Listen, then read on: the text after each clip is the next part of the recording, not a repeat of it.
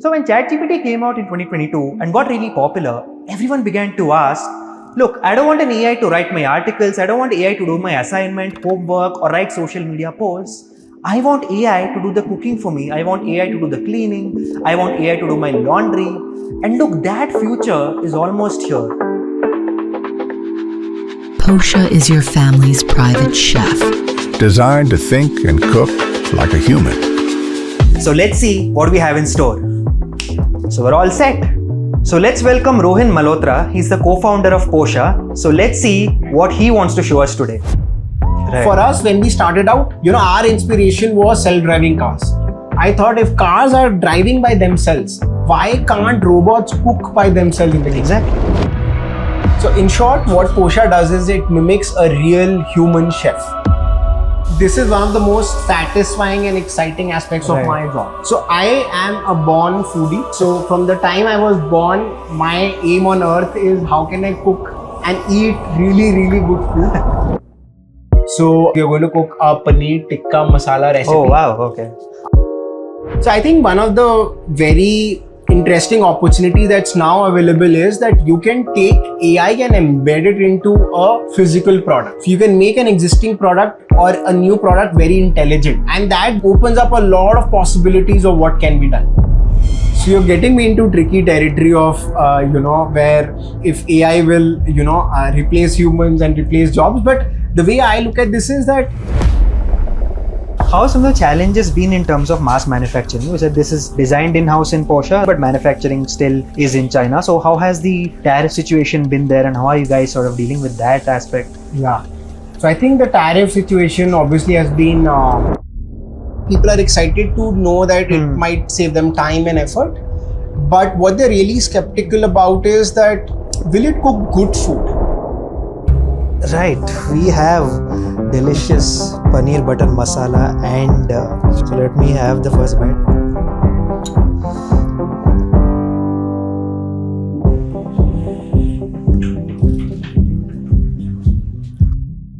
Guys, I have a confession to make. I am turning 26 soon and I'm ashamed to admit that I do not know how to cook a single thing. At best, I can boil a bowl of water. But today, all of that is going to change with a lot of help from AI and robots, of course. So let's see what we have in store. So we're all set. So when ChatGPT came out in 2022 and got really popular, everyone began to ask, look, I don't want an AI to write my articles. I don't want AI to do my assignment, homework, or write social media posts. I want AI to do the cooking for me. I want AI to do the cleaning. I want AI to do my laundry. And look, that future is almost here. Because today, I am at Posha, an AI-based robotic cooking startup based in the United States. And they have a really interesting cooking device to show all of us. So let's welcome Rohin Malhotra. He's the co-founder of Posha. So let's see what he wants to show us today. Hi, Rohin. Hey. So, Rohin, I'm really fascinated with what we have today. So I hear this helps me cook and I just told you about the confession that I made. I cannot cook a single thing. So can you show me how Posha is going to change my life? Cool. When I was your age, I did not know much about what more to do except for boil water. And, that was one of the motivations how we came up with Posha. So Posha is your private robot chef, which lives inside your kitchen and cooks food for you without you having to put in a lot of time and effort. So what we are going to do today is we are going to cook a Paneer Tikka Masala recipe. Oh, wow. Okay. Have you eaten this before? Of course, it's one of my favorite food. So I wanted to ask you, how did you know about this? About the recipe or about the robot? No, about how it's my favorite food. But yeah, I mean, we took a guess and yeah. Right, that's good. It's got protein, it's got great taste, it's got all the masalas. So I'm excited to begin. Yes. But before that, for our audience, of course, this is something new for most of us. It's new for me. So I'd love to have you explain what exactly does this do, and then we can proceed with the step-by-step recipe. Great. Yes. So in short, what Posha does is it mimics a real human chef. So what a real human chef does is we use our hands while cooking to stir the food, to add everything into the pan. And as it may sound silly, but we use our brains and eyes while cooking as well, right? So we look at ingredients change color, we look at ingredients reduce in size, we see a pasta boil, we see sauce becoming thick and thin. So what Posha also has is the capability to see your food and take real-time intelligent decisions. And that's done by a camera that's present inside the robot. So the robot has it can do these mechanical actions of putting in stuff and stirring it, as well as it has the capability to look at your food and take decisions around when to add water, when to turn down the heat, when to stir, when not to stir.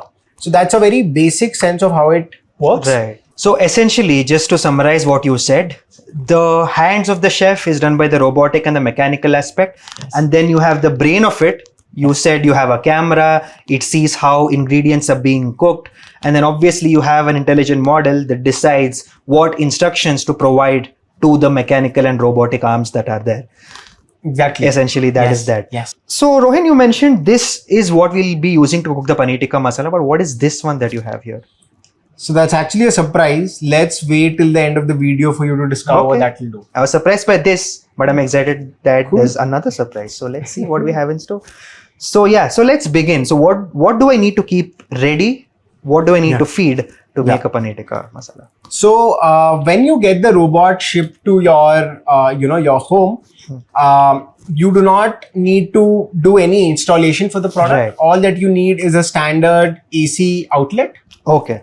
Which you need to plug the product in. The product ships with everything that you would need to start cooking. Obviously, what you would need from your end is to decide what you want to eat. Okay. And based on what you want to eat, you will need to have the ingredients for that. Okay. So one of the good aspects of Posha is that you have control over the ingredients you put in. Okay. So the ingredients are mostly what we call them as the bigger ingredients.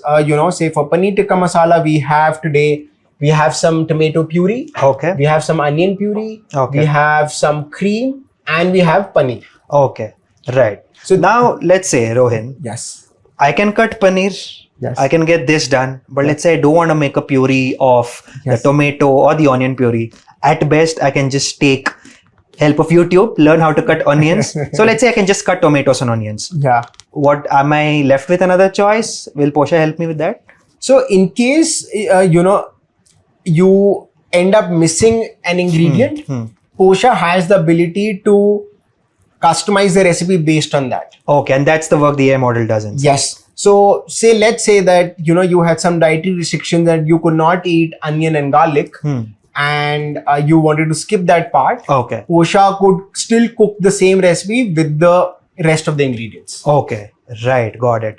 And you also mentioned that if I just chop the onions and put it, the camera does some work. Yes. So in case, and this happens a lot when some of our customers, maybe they don't have enough time, or maybe because of lack of skill, you don't prep the ingredient the right way. Okay. Posha has the ability to detect that. Okay. And cook the same ingredient in a way such that the final recipe outcomes turns out the same. Okay, perfect. Now, before we jump in, what are the components here? Because when I enter the kitchen, I see a lot. I see a grinder, I see a stove, I see a mixer. Yes. So what comes in with Posha? What abilities come in with Posha? So with Posha, there are basically 3 types of ingredients that you need to put in. Okay. One is the bigger ingredients for the recipe. Yes. Apart from that, what we have is, we call these as spice pots. Okay. So there are 6 spice pots, and every recipe can have 6 or less of them. Okay. So these go on top, and outside of this, then you have oil and water. Okay, that's at the bottom here? Yes. Okay. That's at the bottom there, which you do not need to refill every time. These are like oil and water container tanks. Once you fill them up, they'll last you for 4 to 5 recipes, and then you can refill them. Perfect. Apart from that, Posha has a high definition display. Right. From where you can interact and see all the recipes, see all the prep instructions and everything. Right. And then in the middle here, we have an induction cooktop. Okay. Which is Posha's source of heat for cooking. Right. And then we have a pan. Okay. And this yellow golden object that you see here, we call that as a stirrer. That will actually move your food around. Right. So these are the main components which would which are essential for cooking your food, the ingredient containers, the spice pods, the liquid and oil, as well as the pan and the stirrer. Got it.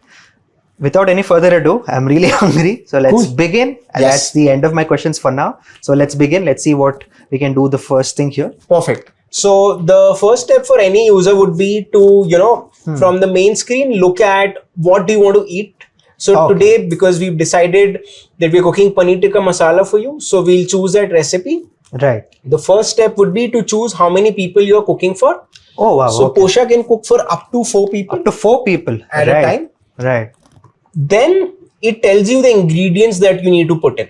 Oh, okay. Wow. So for this particular recipe, it's asking us to put in canned tomato puree, Yes. which I have here. So it's also name the containers. It's Yes. container A, B. Yes. Okay, right. So this goes in A, and then we have the next container which has some onion and ginger garlic paste, and in container C we have some cream and butter, Perfect. Okay. and then in D we have some paneer which goes in here. Right.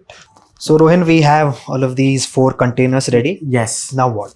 So the next step is that we add the spice pods on top. Okay. So the display also tells us what spices need to go into which of these slots. Okay. So we've added salt in number Right. 1, a red chili in 2, and so on for the rest of the spices. Okay. Right. So we have sugar, garam masala, and we have Kasuri methi. Right. Perfect. So once you added them, we close this drawer Okay.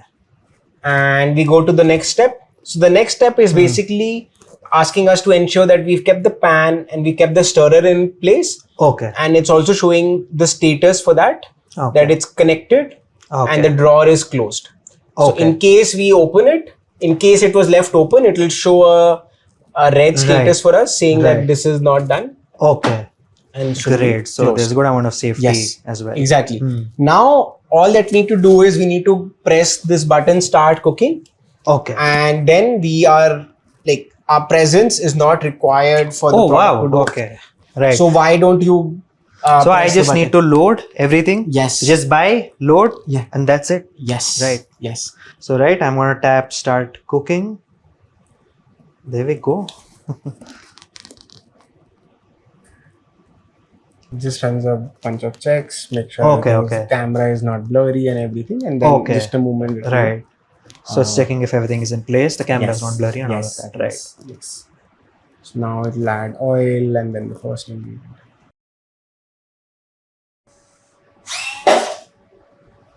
Sometimes what happens is the ingredients are sticky and they don't leave the container. Okay. So it tries 2-3 times just to make sure that everything comes out. Oh wow. Okay.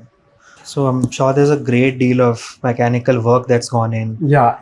In fact, one of the realizations for us was that to make a consumer product, you really need to simplify a lot. So initially, when we started out, a lot of these mechanisms were not very simple. So it was difficult to clean, difficult to manufacture, cost was high, a lot of those aspects. Right. So after multiple iterations, then we realized that and made them really, Right. really simple. I think so I was talking to a person the other day in terms of designing AI interfaces. Yeah. And even though there's not a software interface Yeah, of yeah, physical yeah, interface, the yeah. beautiful part is I know exactly what is going on because I just saw it's like a dump truck. The thing, the puree just went in. Yeah. So it's not like, even though it's black, it's not a black box. So I just know what's happening in So there. one of the very core design philosophies for us is that we kept this open because there are, for example, there's a similar company called Nosh. Right. Theirs is a closed product. Okay. Closed as in it's kind of like a microwave. Right. You put everything in and then you close it. Right. I grew up hating microwaves. Right. So my mom was working, and when I used to come back after home, she had prepared lunch for me in the morning, and I had to heat that food in the microwave. Okay. And I grew up hating microwaves because it's not fresh food, and it's happening inside a box. So here the philosophy was that keep it open so that people can see what's happening, because cooking of food is like a beautiful process. People should be a part of it. You should see what's you'll in a moment you'll start smelling once the puree starts bubbling and all of that. So we kept it kind of Right. open. I think it also induces a lot of trust, right? Like, let's say for someone, like, let's say my mom, who's barely used any tech to cook, like she's someone who refuses to use an induction as well. Yeah. Because, you know, people like the traditional aspects of cooking, but here you know exactly, okay, this is what is happening. It's very familiar. So I'm sure there's a lot of, you know, work involved in setting up the interface and the interaction mechanism. Agree? No, completely agree. And like today, a lot of people are like, yes, there's a set of audience who's very familiar with tech and they want more tech. But there are a lot of audience for us also comes like, I don't want a robot to cook my food. Exactly. Right. So for us, it was like, you know, it's the same human process. Right. So there's nothing very robotic about it. Right. I mean, yes, it's being done by a device. Exactly. But it's the same thing that you would do. Right, exactly. And also, look, I mean, a robot cooking device is an entirely new category of devices, right? So, for someone who's just cooked with their gas stove and all of that, and obviously there's a computer interface, there's a touchscreen interface here. So, how do you position this device to them and earn their trust that, look, I know this is a little out of your convention, and this is a little out of your traditional cooking means, but hey, this is going to help you. So, how does that conversation go like with the user? Okay, let's see. There's something that has... Yeah, so it just says the stirrer connector is loose. So I'm just reconnecting that. So in case sometimes when it might face an error, it makes this buzzing noise where the customer can come and see. So there's a good feedback mechanism as well. Yes. Right. So essentially all of these things, when there's a feedback mechanism, how do you explain that to a user while you're selling it to them? Look, it's got everything, it's fully safe. Yes. So a lot of the skepticism that we get from users is not necessarily about the product. Like people are excited to know that it might save them time and effort. But what they're really skeptical about is that will it cook good food? Okay. Because what people have seen or maybe they imagine is that, you know, it's a robot, it will just throw things and just do some mixing and heating. And a lot of them are skeptical about the food. Okay. How good does it even taste? Okay. And can it cook the way I like this particular recipe? Right.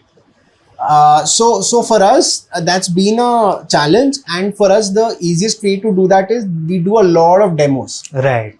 Where we invite people to our office. A lot of our customers became our customers after seeing a demo and tasting the food. Okay. And, you know, it's a very funny thing. Like, I see this like as a switch which flips. Initially, people are skeptical. Okay. And just after the moment they've tasted the food, they flip. They're like, okay, what just happened? Right. So I think getting people to taste the food really helps because they're like, this tastes really well. Okay. And no one, trust me, very few people would say no to good food. Obviously.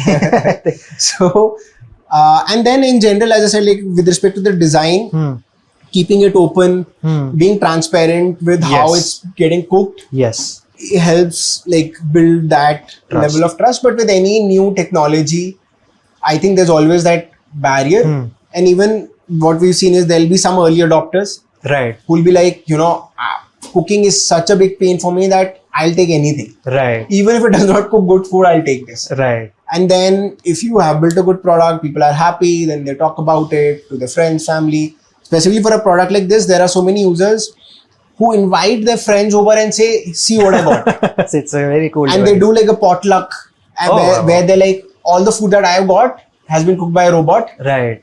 And then the friends are like, okay, let me taste, let me see what's. So that then really helps in like with good word of mouth. But yeah, initially it's a challenge to get people to, you know, adopt something which does not exist. Right. And also you mentioned about, so with regards to the friction that comes in towards using a new device, you're saying there's a great deal of demos, there's a great deal of interaction between the team of Posha. Yes. And I also hear you tell me that in case there's a problem with the device, you have people coming in, fixing it. So there's a lot of attention that's gone into providing the support. Now let's say out of the box, what is it that I get with Posha? Do I get all of these containers, everything with it? Yes, you get 4 of these containers, the oil and water containers, and 20 of those spice pots. Okay. As well as 20 of those spice pots. Yes. So Posha currently can cook over 600 recipes, Okay. and these are recipes across different cuisines. Okay. So say like American, Italian, Asian, Okay. Indian. Okay. And for cooking all those recipes, these 20 spice pods are good enough. Okay, that's interesting. You mentioned 600 recipes. So all of these recipes are fed into the model by your team here at Posha? So Posha is connected to the internet. Okay. So every time you switch on the device, Okay. it pulls all the recipe library from the cloud. From the cloud that's set up, the library that is set up by the team at Posha. Exactly. Okay. Yes. So these are recipes that we have pre-programmed and tested, Okay. and made sure that they cook really well, even if users Okay. may not exactly follow the instructions for that Right. particular recipe. Right. So you've tested 600 recipes at your R&D studios across the world. Yes. So now what about the data sets, Rohin? I think you had something interesting to say before the shoot. Yeah. So how do you gather data sets for 600 recipes? So does it involve manually creating a data set? So how does that work? Yeah. So a very interesting question. So one of the challenges for us to be able to train AI to cook food was that there existed no data on which these models could have been trained. Exactly. So what we had to do is we had to create our own data sets. So the way we went about this is that we do not need data about 600 recipes, but the way to think about this is that we have built AI capabilities which you can use as Lego blocks to make a recipe. Okay. What I mean by that is, say we need a capability to fry ingredients. Okay. Frying means that you're cooking an ingredient until you see change in color. Okay. We have a capability to cook a sauce up to a particular thickness level. Okay. And that's the work of the camera that's in there. Yes. It's trained to sort of check Yes. the level of Yes. like how it's basically in there, the color, Yes. the consistency, Yes. the thickness, Yes. and all of that. So, right? so for example, to develop the frying capability, what we had to do is we had to take, say, 10 different ingredients, Okay. and we had to cook them until they went from raw state to completely burnt. Right. Okay. And now we could train the camera to see that it's raw, it's slightly brown, it's more golden brown, it's very brown, and it's black, which was Okay. burnt. Right. So now the camera can map the state of an ingredient when it's being fried to any color state. Okay. Similarly, say when you're cooking ingredients which reduce in size, say when you cook mushrooms, they shrink in size. So the camera can see the initial size of the mushrooms and it can see the percentage by which it's decreasing. Right. So we had to, get a lot of ingredients in the beginning and then create a lot of synthetic data, actually also cook them and gather all the data and then train our models on that. Right. But the really interesting thing now is that with all the robots that are out there, Okay. every that time people a- are using. yeah, people are using, every Okay. time a customer cooks a recipe, Hmm. we are able to figure out like if the data that the camera saw for that recipe can be used to further improve our models or not. Okay, right. That's the data that I'd want to share with companies if it helps me cook good food, Yes. not get me better ads.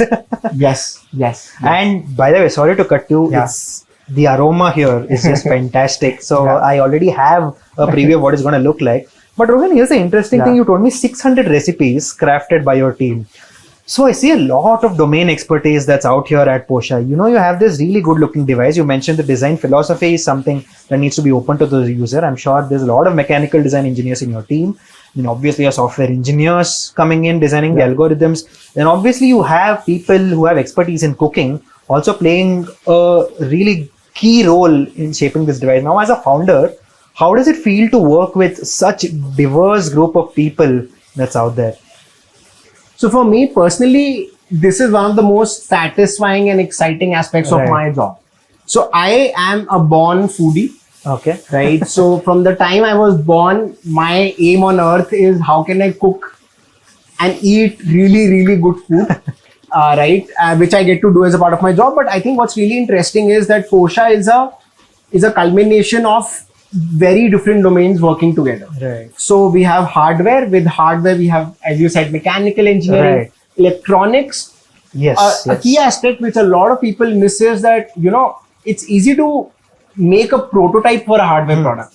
But to take it into production, set up manufacturing and supply chain for a complex product like this, which has over 300 parts, do it economically, do it in a way where the product works reliably for years on end, is a completely different challenge. Yes. So we work with mechanical engineers, electronic engineers, a lot of manufacturing and supply chain engineers. And then there is the software aspect of it. Right. We have people working on AI, front end and back end. And the most exciting aspect is we have chefs working with us.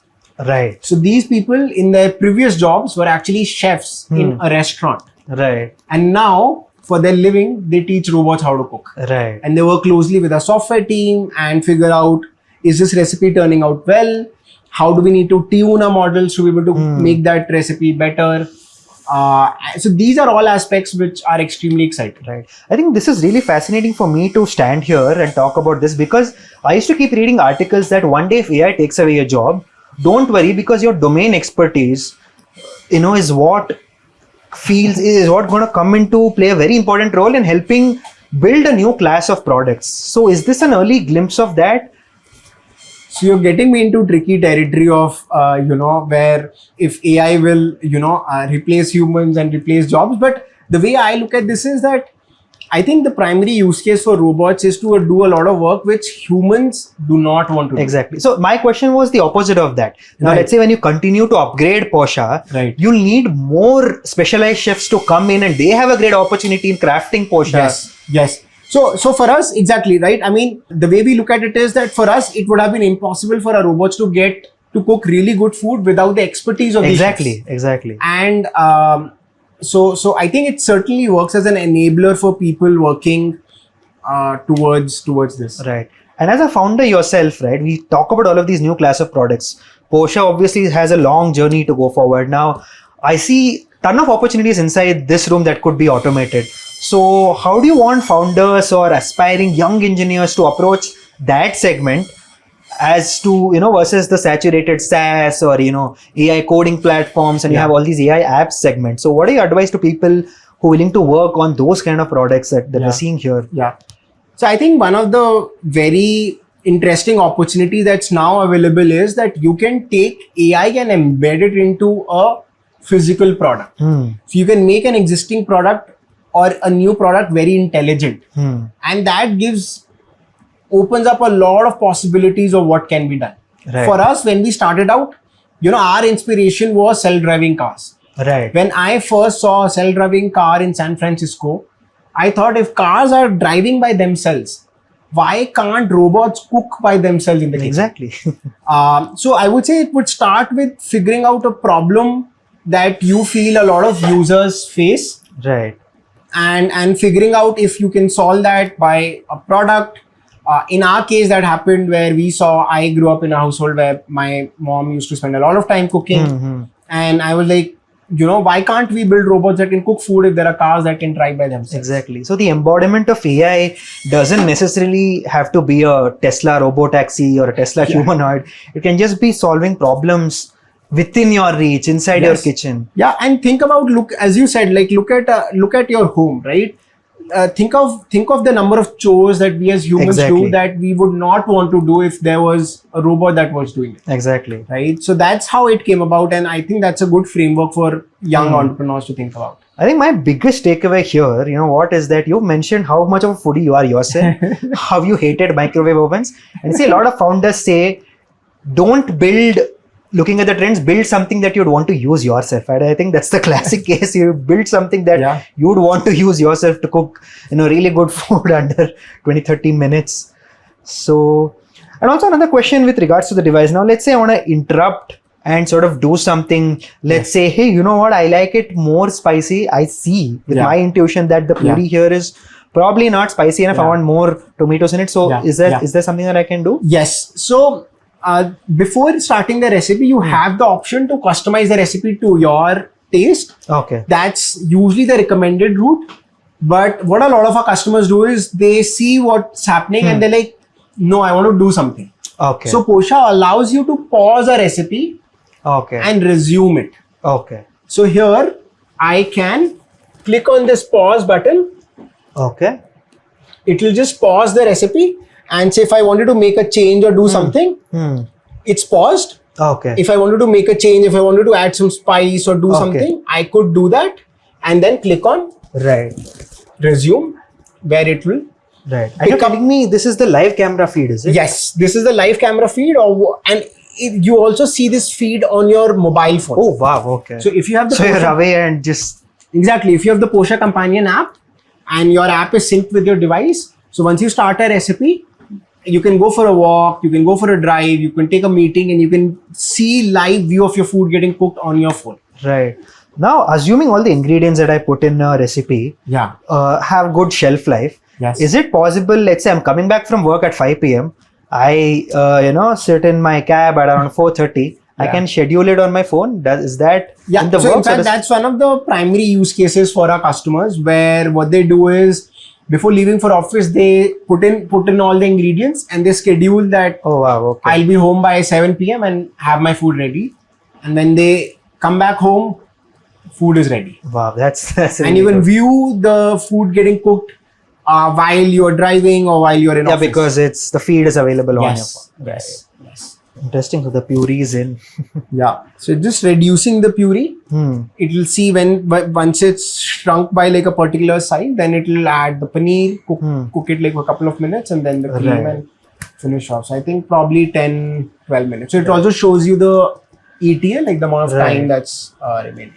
So Posha is primarily right now aimed towards the US market. Yes. So how have you seen? So you said you've grown up in India, and how has your understanding of the problem translated to the user needs in the United States?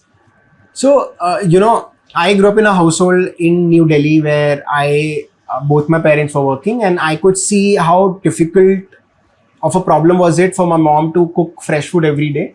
And when I was in the US, I saw that, in India, we still have, people still have the luxury of having a help at home. Okay. But in the US, that's absolutely not there. Right. And what's happening is that the amount of time that people spend in cooking food at home is extremely less in the US. Yes. And that is increasingly being replaced by processed food from supermarkets or ordering food from food delivery, which is also extremely expensive. Right. So US is currently in the middle of a really big health crisis. Okay. About 40% of the people in the US are almost borderline obese. Right. And that's literally a result of eating a lot of ultra processed food. Right. And what we want to do is we want to remove the barriers for anyone to be able to cook fresh food at home, Right. which is extremely healthy as well. Right. So you're saying that is the core motivation for you guys to sort of start and scale up in the United States as Yes. opposed to India, because you Yes. still have a lot of home cooked food going on here. Because And more than that, we have help available, right.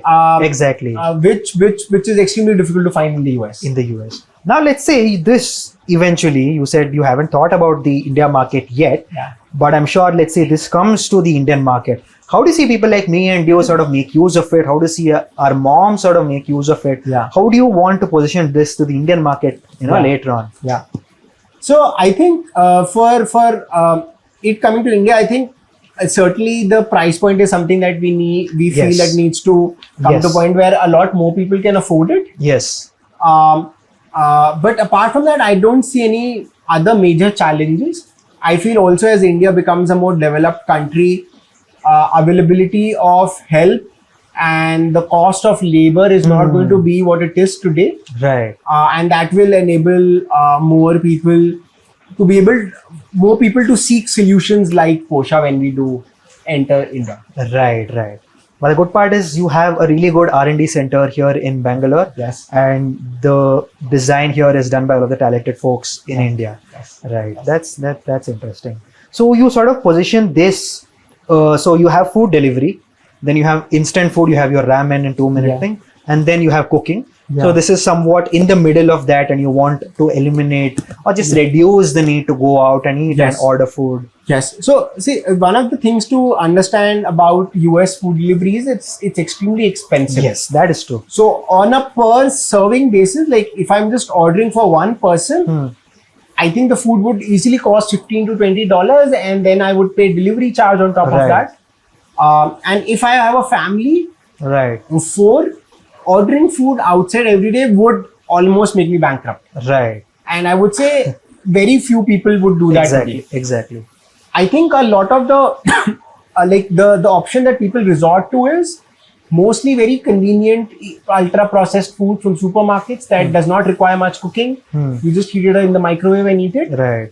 What we are allowing people also to do is that, for us, they can also buy prepped ingredients. Yes. From yes. supermarkets. Exactly. And then And they can just- just get a tomato puree as opposed to Exactly, putting and the just tomato load it puree. in, and the cleaning is extremely easy. Like every part of Posha is dishwasher safe. So you can Oh. take all these containers, you can take the pan, you can take the stirrer spatula, put that into a dishwasher. Right. You don't need to clean at all. So it is in the tech ecosystem already. Yes. Right. And again, even though it's in the US market, I'm sure there are a lot of Indians out there Yeah. who I know many people in the US. I mean, I do not get spicy food at all. I do not. I have to shell out so many dollars going to an Indian restaurant, and this sort of does Yeah. the job. And you mentioned what cuisines are present in the data set. Do I get a Thai green curry and a dal makhni to a coconut chutney? Do I have all of the wide Yeah, range you of have those? a lot of variety of recipes on Posha. Right. In fact, for some of our Indian customers, what they really like about Posha is that it allows them to get very regional home style food that they would never get. Right. Because in an Indian restaurant, you would typically get like some of the, like the popular dishes like dal makhni, butter chicken and stuff. But someone who's just craving, say like ghar ki dal or like a Okay. sabzi that their mom used to make, they can make that with Posha. Right. What is the nichest of the recipe that you can think of that Posha can do? So, one of the most surprising things for me was to discover that one of our most popular recipes is the filling for a masala dosa, The potato the potato masala. Yeah, the aloo. Because we were like, why would someone make this, right? Exactly. But a lot of people get dosa batter and make the dosa and make the that's- filling on Posha. That's and- great. Right. that's one of my favorites as well. Right. The smell is really good. Yeah. So I think it's just done with the tomatoes. It also shows you here what step is it doing. So it's currently going to dispense water. Right. And then I think it moves to the paneer. Right. And talking about numbers in the United States, how many pieces of kosher have you sold so far, and how has Yeah. the response been? Yeah. So we've currently shipped close to 250 robots or so. In the next 3 to 4 months, we are going to ship 1,000 more. And from there on, I think the response has been extremely positive. Right. In the next year, we aim to ship close to 4 to 5,000 Posha robots. Right. And another question I had is, as AI models keep improving and more of these big firms in the cooking industry sort of discover these capabilities, how do you see your strategy going against all of these big companies that might one day just sort of start building a device like Posha? Yeah. So for us, we built really robust software capabilities that help Posha be a very intelligent device. And those are some of the capabilities that are not, say, very easy to copy. Okay. Say like someone can still see the hardware and take inspiration and build something similar. Okay. But I think the software is something where a lot of our defensibility lies. Right. What we are also moving towards is that what we've currently now seen is that there are over 600 recipes. What we are now doing is we are trying to use, like the concept of a recipe will change, where what we're trying to do is we are trying to use LLMs. Okay. Where based on your unique context today, what I mean by context is, say you come back from home and you're like, I feel like eating Indian food. I just have these 4 ingredients and my kid does not like that ingredient. Right. So we end up creating a new recipe just with these constraints for you that can be cooked on Posha. Right. So let's assume you're cooking Paneer Tikka Masala and you said, I didn't have onion puree and my wife does not want to eat paneer, she wants to eat tofu. Right. So we end up creating a custom tofu tikka masala for you Okay. that Posha can cook just based on your inputs. Right. So these are some of the capabilities that we are building towards. Okay. And we feel that, like for us, a smaller company as compared to some of these bigger giants, speed is always our main defensibility, where we can move much faster Right. as compared to them. Right, and also the large language models that you spoke about. One of the bigger challenges that lies in that segment is, of course, you have hallucinations. Yes. They're not there yet in terms of accuracy. So, how has that challenge been to deal with? So I think the way we are looking at that challenge is that, with our cohort of users, choose a small segment of users who are much more tech forward and release this as a beta feature for them. Right. Deploy it out, see what's the feedback like, see how well do our LLM capabilities perform in field, take feedback. But I think as these bigger models are evolving, becoming more and more intelligent, I think the natural progression is that these capabilities will soon be at a point where we should be able to deploy it to all our users. Right. That's interesting.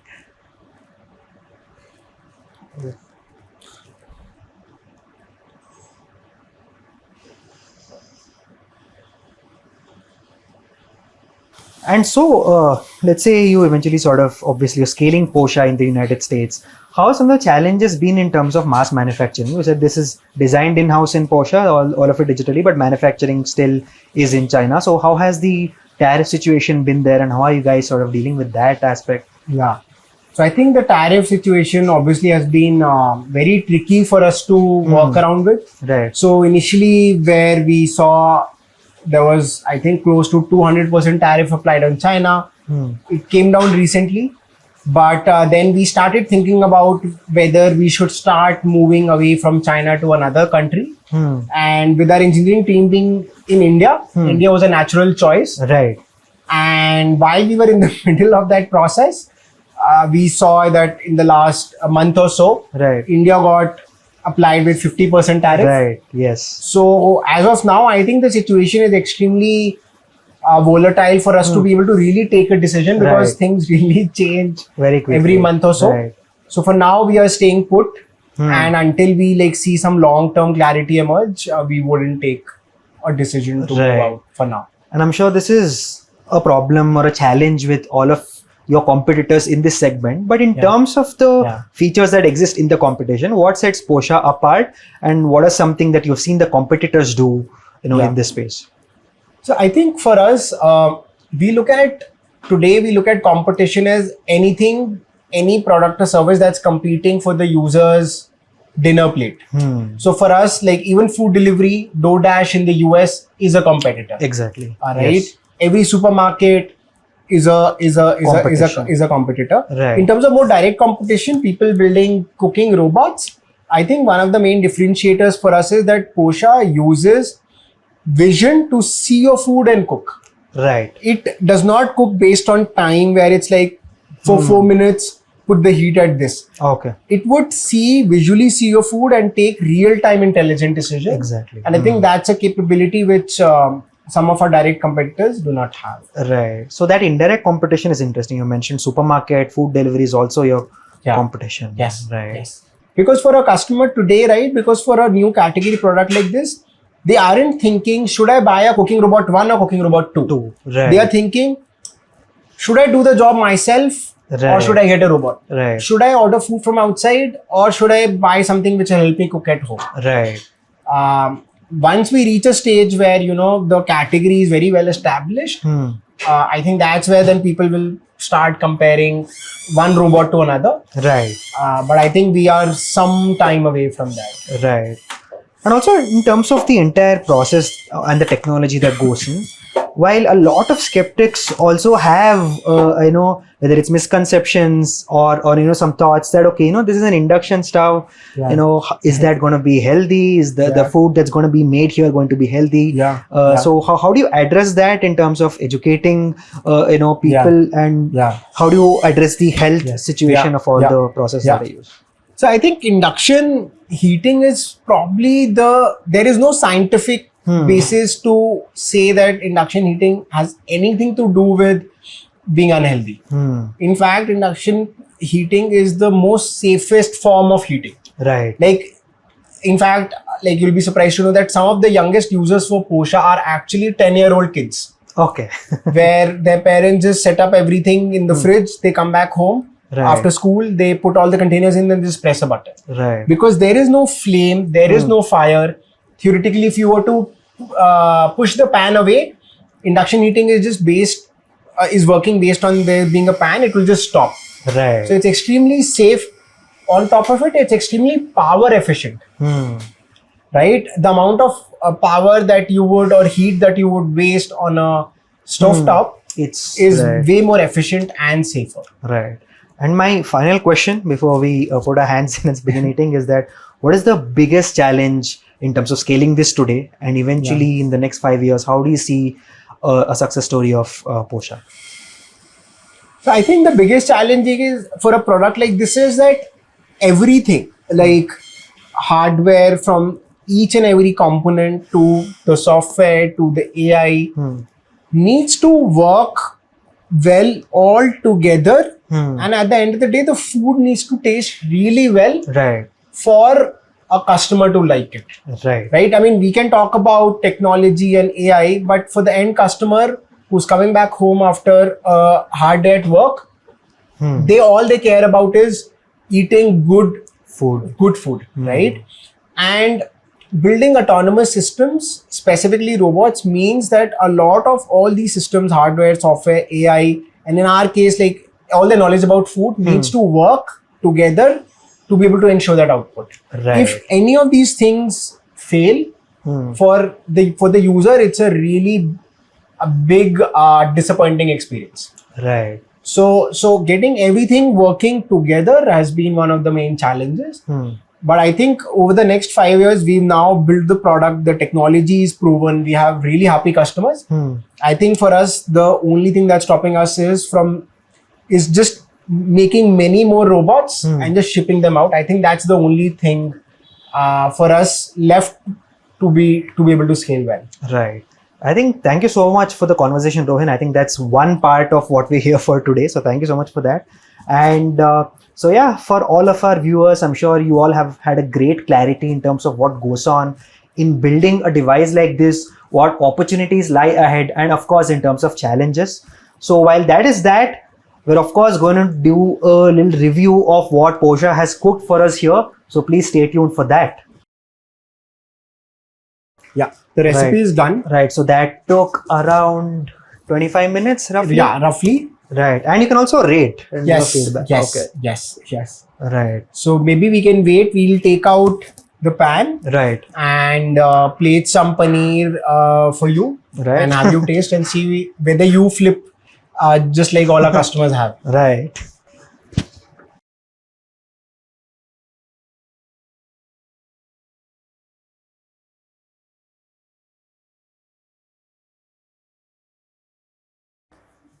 Right. We have delicious paneer butter masala and rice with us, made with love from Posha. So let me have the first bite. Rohin, you as well. Yeah.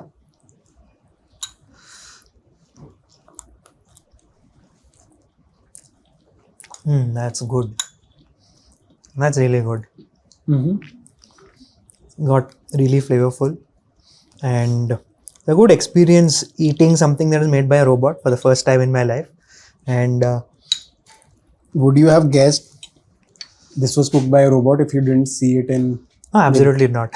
It was also the first time I've seen a robot do the cooking. So, and I also I saw like a feedback mechanism. Let's say I want more spice to this. Yeah. I want more like sweet or less spice. Can I just give a feedback like from the next time I make this Paneer Tikka Masala, you can?